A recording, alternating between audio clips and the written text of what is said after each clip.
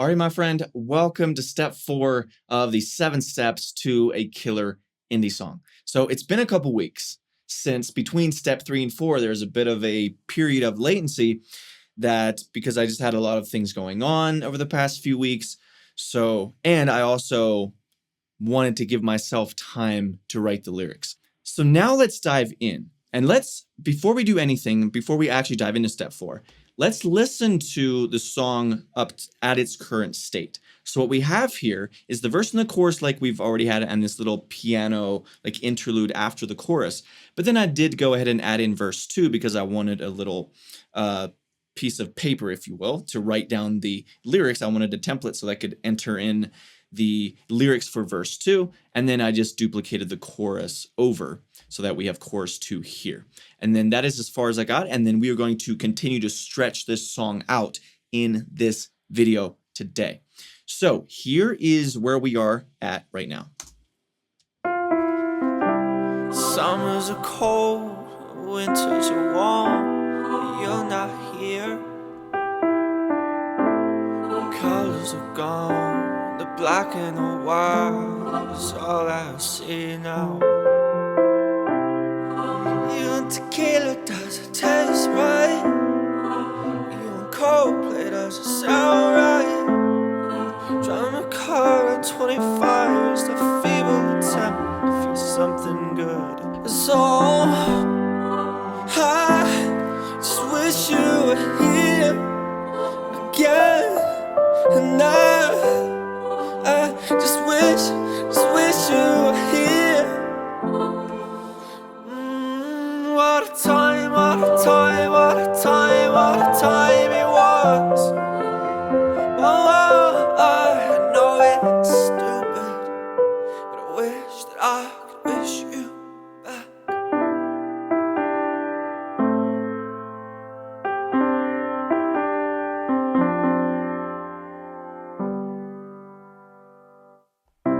These pictures on my phone, deleted them all except for one.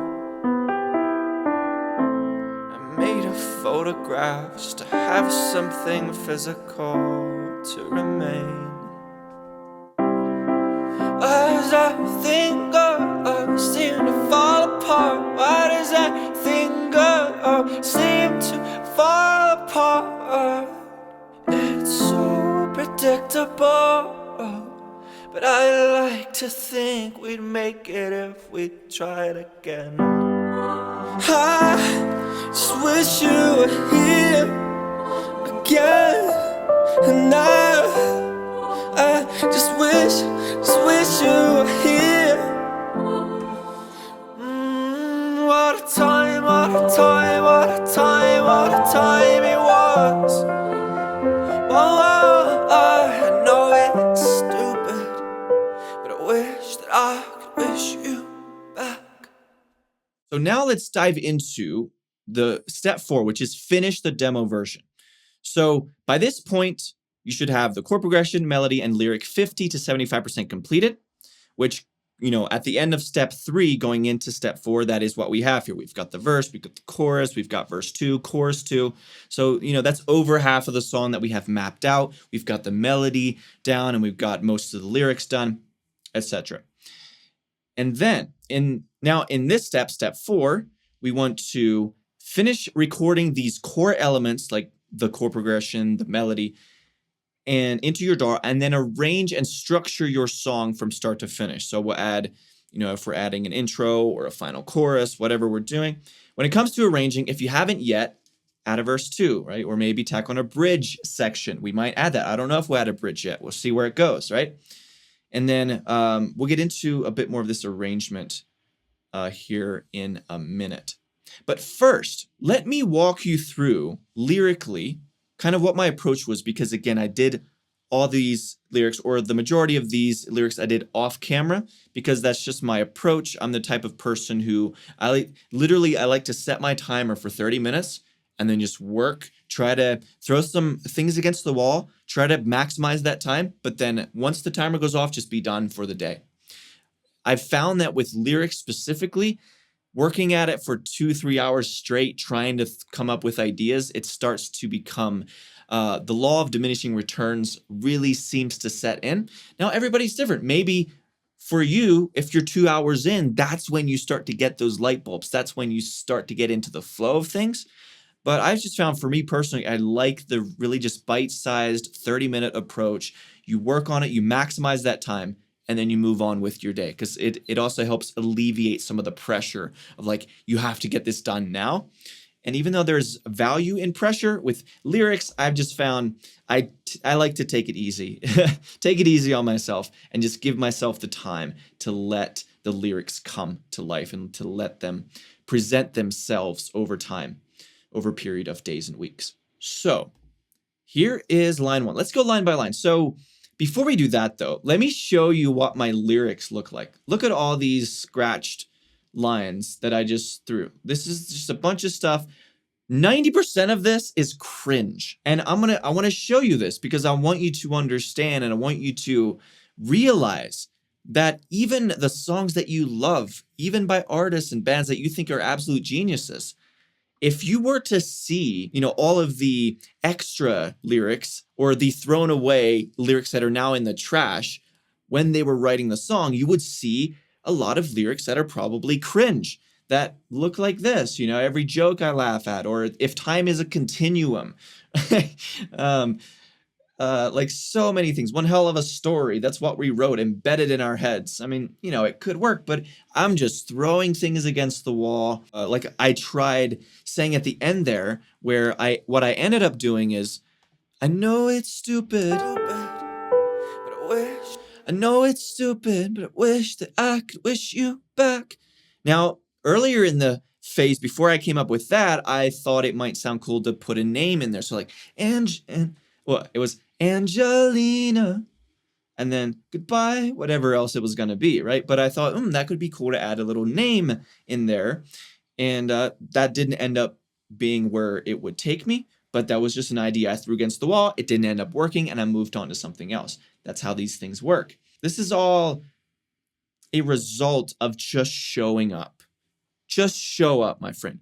I am not, I think in a lot of ways, I'm the perfect person to kind of show you how to write lyrics, because I'm only, you might even be a step or two ahead of me, or 4 or 5. But many of you, if you're kind of in that beginner to intermediate phase and you're trying to get a hang of songwriting and producing and all of that, lyrics, you might feel like you just can't write a good song. Can I be honest with you? I remember when I sat down to write this song, I felt the same way. I swear, I felt the same way. I sat down and I was like, oh crap, I don't think I can write a good song. It doesn't feel like I have the capacity or the ability to do so. But the key becomes, are you able and willing to push through that negativity, to push through that resistance, and to show up anyway? And if you need that extra bit of motivation, or that extra bit of that block of time, set a timer like I love to do. Set a timer and just commit to spending 30 minutes, and then you're done with it for the day. Because if you have that type of structure, it allows you to just get in there, and it's a short enough amount of time where if you don't get anything done, you don't feel that terrible about it because you know that you tried. But if you do get like a whole verse written, or a whole chorus written, or you come up with a really genius line that works perfectly, that fits in like that last puzzle piece at the end of a chorus, then that's great. So I say all that to say that, look, don't come into this feeling like you have to be just exorbitantly confident in your lyric writing abilities. Because, I've written a good number of songs. And again, when I went to write this song, I had multiple moments where I just felt like, oh crap, I don't think I can write this. I don't think anything good's going to come out of it. But it did. Now, is this the perfect song? Is this a song that I'm going to end up releasing on Spotify? I actually might. I don't know yet. But it's not like every song you make has to be released. It's more about getting the reps in and practicing, because the more songs you write, the more chances you give yourself to really writing a really, really great song. So let's walk through kind of line by line what I did here and kind of what my thought process was. And I'll try to remember, because obviously it's hard to look back and remember all the little details and the mini pathways that were created as I was writing this song. But the first line, summers are cold winters are warm, but you're not here. This is just a classic. I love these types of lines. It's derived from the same sort of pool where you get, you know, if you're holding on and letting go at the same time.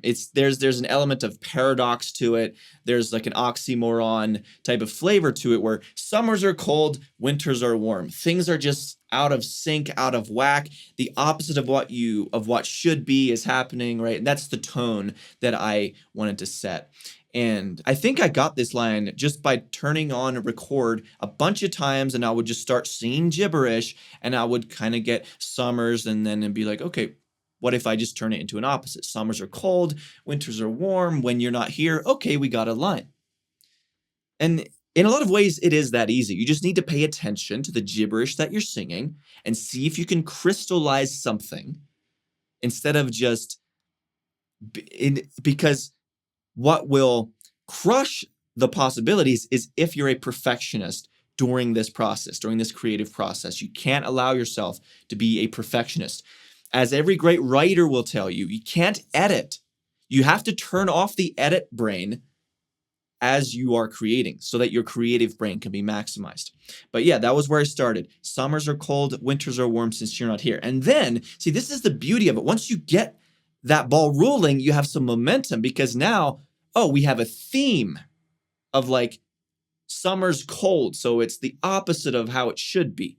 But then it's like, okay, so I can take that theme into broader areas and that opens up the doors to other lyric ideas. So then I was like, colors are gone. The black and the white is all I see now.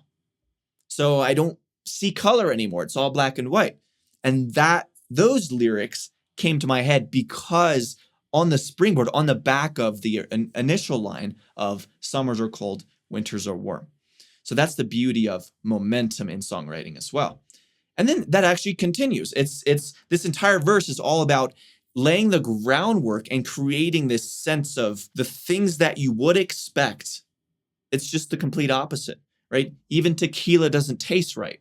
Now, I'm personally not a huge tequila fan, actually. I hate tequila, especially in shot form, but that's just me. Vodka is way better. Like, come on. But like tequila sounded better to me than saying even vodka doesn't taste right. Tequila just has a better phonetic ring to it, which is important. And it's not just about the words, it's about how the words sound as well. And so that is what gave me the best line there. And then even tequila doesn't taste right. Even Coldplay doesn't sound right. Now I love Coldplay. Coldplay is probably my favorite band of all time. And so let's listen to what that sounds like here. Even tequila doesn't taste right.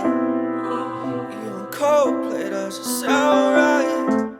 So again, it's the unusual, it's the unexpected, it's the twisting what you think the world should be, and then your entire world is flipped upside down, right? That is that's the landscape that we are laying here in this verse. And then this last line, I'm actually still kind of unsure if this is going to be the last line or not. I think it sounds and feels good rhythmically and phonetically, but I might change it, which let me point this out here. You do not have to 100% commit to everything. Just because we're technically done with verse 1 and verse 2 and the chorus lyrics of this song doesn't mean we can't make edits. We can always make edits. And I'm always listening for, I'm especially listening for anything that feels off, right? Because that's the main thing. You don't want to have distractions or just awkward sounding lines that you don't feel fit or that start to just rub you the wrong way or they start to feel inauthentic, right? You want to have a very keen ear for that as you are walking through this process. Don't let yourself, which is why time is so important. I know I'm kind of going into all these ideas, but that's why this is a course. This is not a YouTube video. So I'm going to go a little bit deeper down these rabbit holes, if that's okay with you. But what I'm saying here about the value of time is if you force yourself to write a song in, say, 3 days, especially when it comes to lyrics, you might overlook a cringy lyric or a cringy line or a line that ends up being inauthentic. And so if you rush yourself to like release the song or put it out there, maybe you'll regret doing that. Now, I'm not the type of guy who likes procrastination either. I will always be the person who encourages you to look. It's not going to be perfect. You have to release your music. That is the best way. That is how you grow. If you can move on from a project, move on from a song, because you need to work on multiple songs to get those repetitions in, to get that experience in, to get those pathways in your brain to start making the connection so that your creative intuition really increases, so that you then just your skills escalate at that point the more that you do that. But time is such a valuable currency where you can just let your song sit for a day or a week or even a month sometimes, and then come back to it and then listen back with fresh ears and be like, okay, I like this, definitely like this. I'm not sure about that. And it allows you to make those very decisive decisions where you're not being deceived or your ears aren't overlooking some of these things. So suffice it to say, this line, drive my car down 25. Now, I live in Colorado Springs, and the interstate is I-25 that runs between Denver and Colorado Springs. So, it makes sense to me. Drive my car down 25, just a feeble attempt to feel something good. Like it's okay. It maybe sounds a little vanilla, but I know it's not bad. Maybe I'll see if I can make it better. We'll see. In any case, let's move on to the chorus now, which is pretty much the same as what we started, right? So remember when initially it was that chorus of, oh, I wish you were here. Oh, I wish you were here again. And then, So I just wish you were here again. Exactly like if we drew it up originally, right? I just wish you were here. Now here, what a time, what a time, what a time, what a time it was. okay, I have to talk about this line because it's kind of hilarious. This third line of the chorus, for the life of me, I couldn't get it right. I kept writing to this melody that was like, Just wish you were here. and then it was, let me actually unmute this so we can hear it. Just to see it coming, I don't wanna leave it. You know it was cold, I don't wanna leave it. Right? It's a cool melody, and I kept writing and trying lyrics over it, and nothing worked. I just couldn't get it to work. And so I spent a bunch of time on it. And then I got an idea okay, what if I could bring in, after saying, oh, I wish you were here, to then kind of take just a little step back and to reflect and have this like nostalgic line where it's not just I wish you were here now, but then to give almost a reason for that feeling, because wow, what a time we had together. What a time that was. And then that's kind of what birthed it. What a time, what a time, and it's just what a time it was. And I also simplified the melody for that line as well. And it's the most simple lyric line and the most simple melody, probably the most of this entire song, or at least what we've made so far. And that was the line that took the longest amount. So I just find that kind of hilarious. But that's how these things work, right? It's so unpredictable. What a time, what a time, what a time, what a time it was.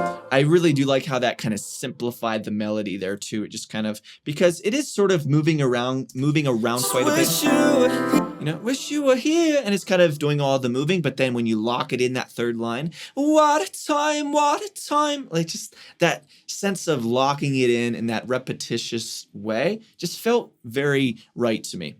And then after that, I know what a time it was.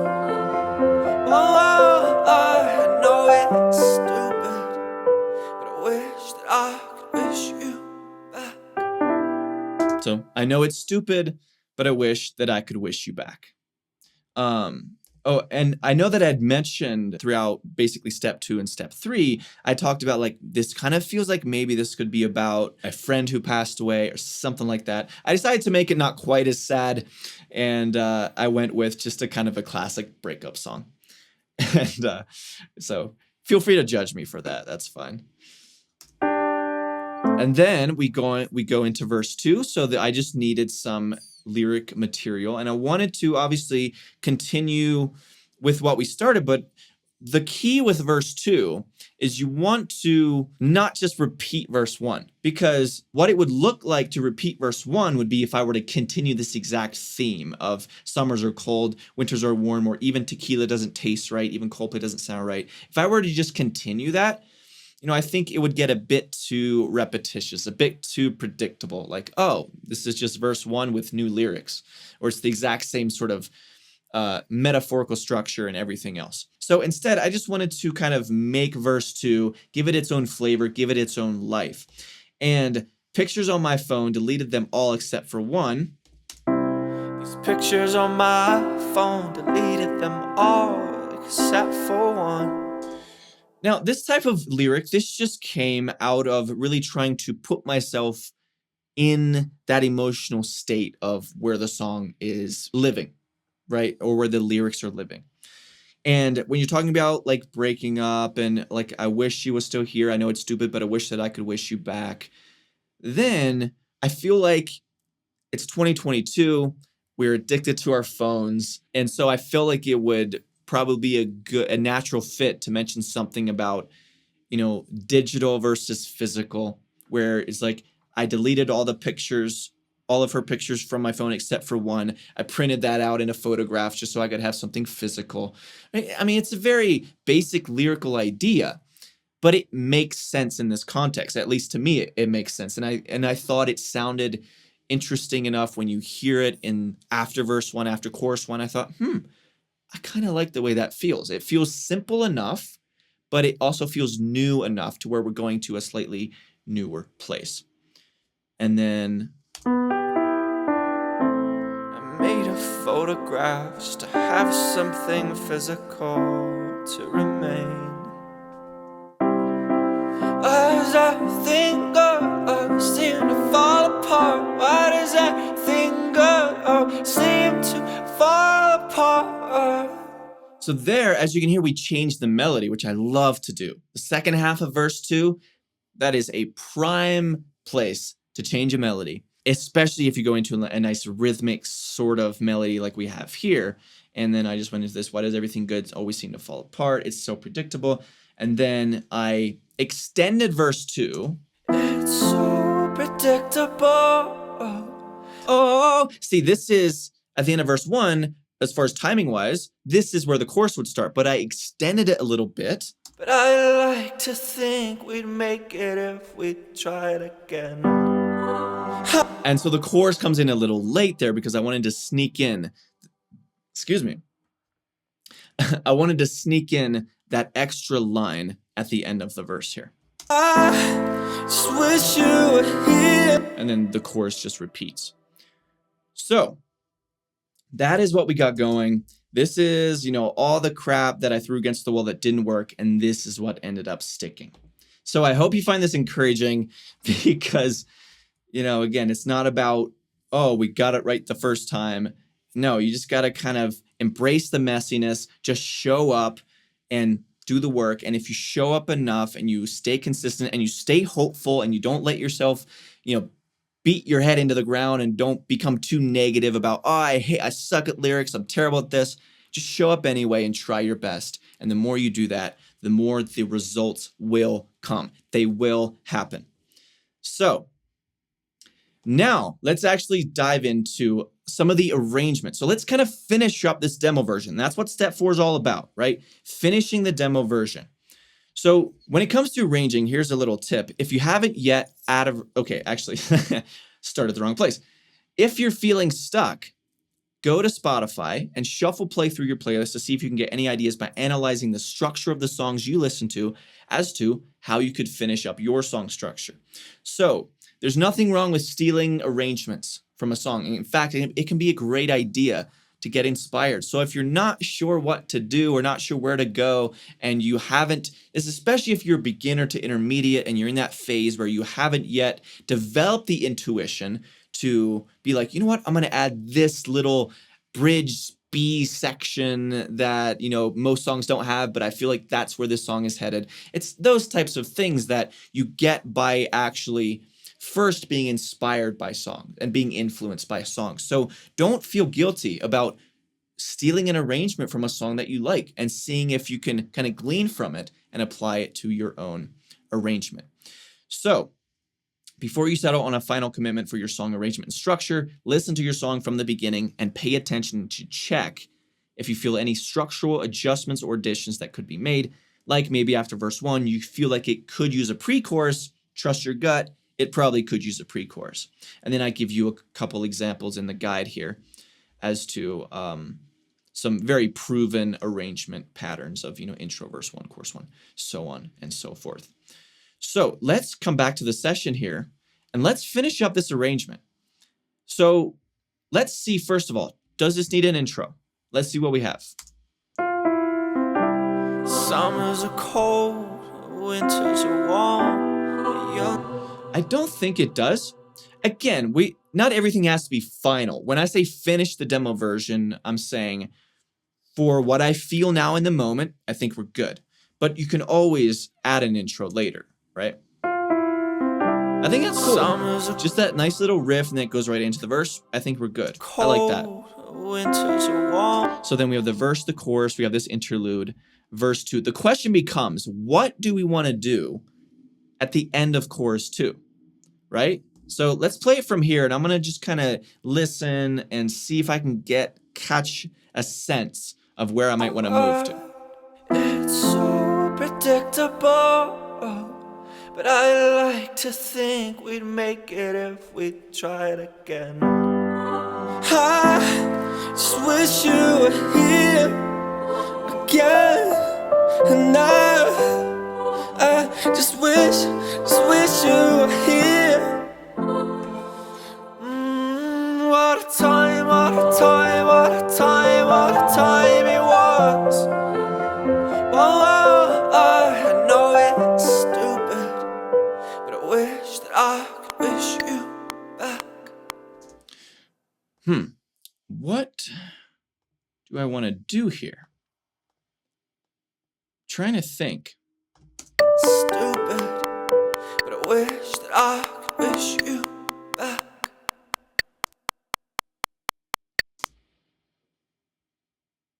I think I'm feeling kind of actually an instrumental type of section here. We like that might even add some strings and some nice rhythmic stuff, some string and pad elements here, right? So let's see where we could maybe start that. Stupid, but I wish that I could wish you back. 3, 4. Okay, let me. But I wish that I could wish you back.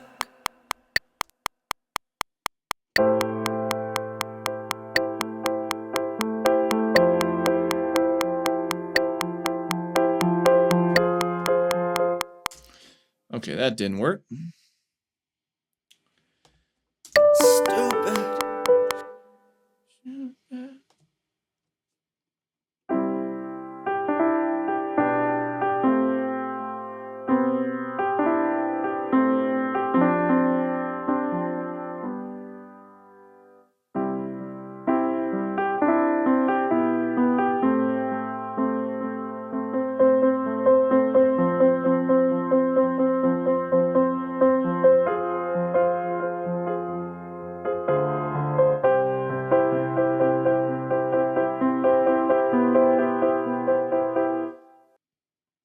Stupid, but I wish that I could wish you back.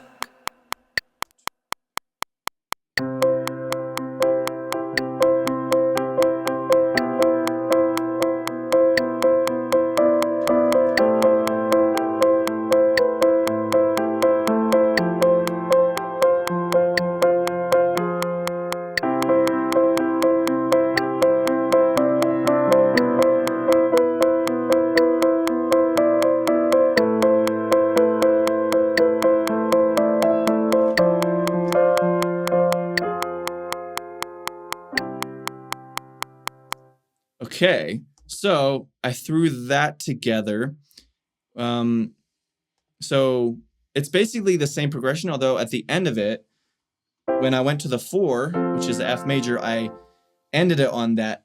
I turned that F major into an F minor. And then I restarted it. So this could be like an instrumental, right? That's what I'm feeling at the moment. I could have some nice strings, you know, some nice fast-paced strings going there. You know, some like filtered out drums or whatnot. We're gonna have a lot of fun in the next step with this type of stuff.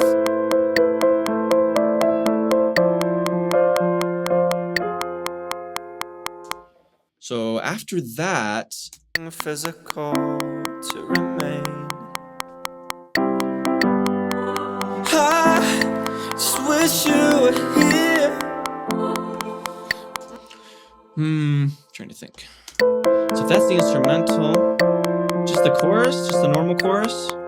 So copy that over. I just wish you were here again, and I. Or we could go into like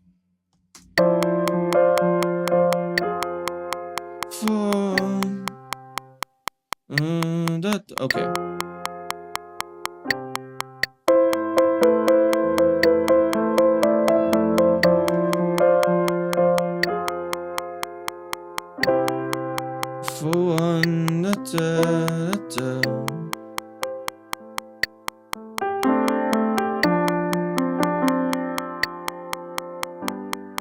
Okay, I screwed that up. So I think I want to do kind of the same thing that I did in this interlude. Yeah, so actually I'm just going to copy that over because I know I want that same type of piano vibe, right?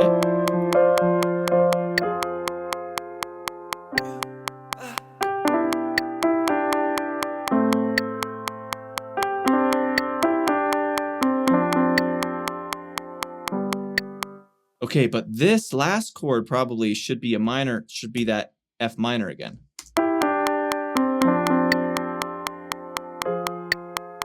You know, it's come lower actually. And then perhaps it could go to a chorus there.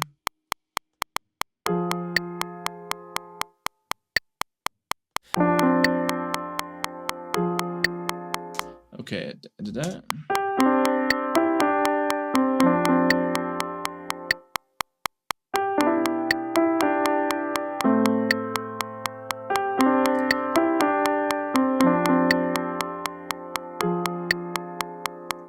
Okay, there's something weird. Good old working with the grid. So if I come right here, yeah, go like this. Because this one is kind of off time or something. So let me see if I can fix that. There we go. And then you kind of just finish it off. Okay, so let's see what we have here. Let's come back here to the end of course 2. Then it goes into the instrumental. These are my favorite parts of the production where you can just really experiment and throw some stuff against the wall.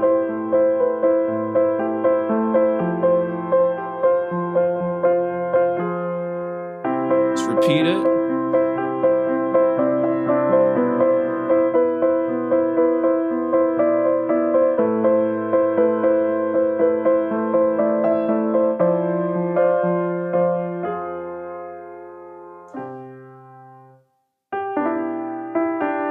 And then, I don't know. And then, I just wish you were here again, and I just wish you were here. What a time, what a time, what a time, what a time it was. Oh, I know it's stupid, but I wish that I could wish you back. we could add some other stuff. There's always a lot of things you can do. But for the purpose of this course, like I'm not gonna make this arrangement any more complicated than it needs to be. I'm just gonna try to keep things simple. But this is, again, even I like to, if I'm not sure what I might want to add arrangement wise, just go listen to some songs, especially from artists who like to think out of the box. So for me, that would be Tame Impala. Tame Impala is great at just coming up with the most unexpected arrangements. Like the verse isn't where it usually is. The chorus is barely a chorus. It's more like something else. It's not a chorus. And then the bridge comes in at like before even 1 minute of the song is in. It's kind of like a bridge. Just different things like that that he does that really adds to the interest and variation of a song. So if I was to really try and squeeze everything that I could out of this song arrangement wise, I might do that. But I think this song, what it speaks to me and what I feel like is begging me to do is to just keep it simple. And I'm fine with that because it makes it easier for the purposes of this course. Summers are cold, winters So, are warm. there it is. Verse 1, chorus 1, a little interlude. Verse 2, a little extended bar 2 at the end of verse 2. Then we have chorus 2. And then we go into the instrumental, which let's relabel this so that it says instrumental. And then here, we've got like another interlude, you could say, or like a bridge. Let's call this the bridge. So it's like a down bridge. And then we go back to the chorus one final time.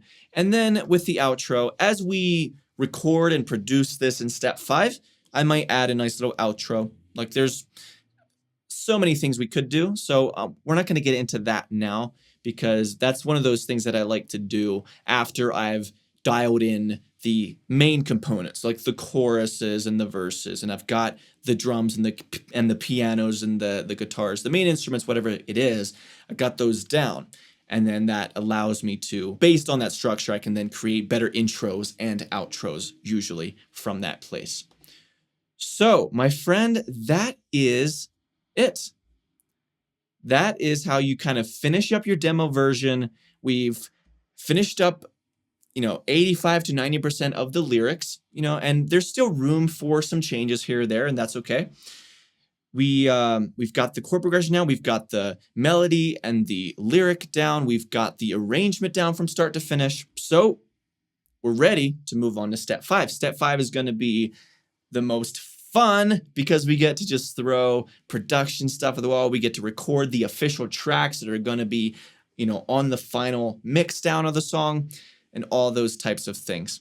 So thank you so much for watching. This was a fun lesson. I hope you enjoyed it. I hope you learned a bunch from it. So without further ado, I will see you in step 5.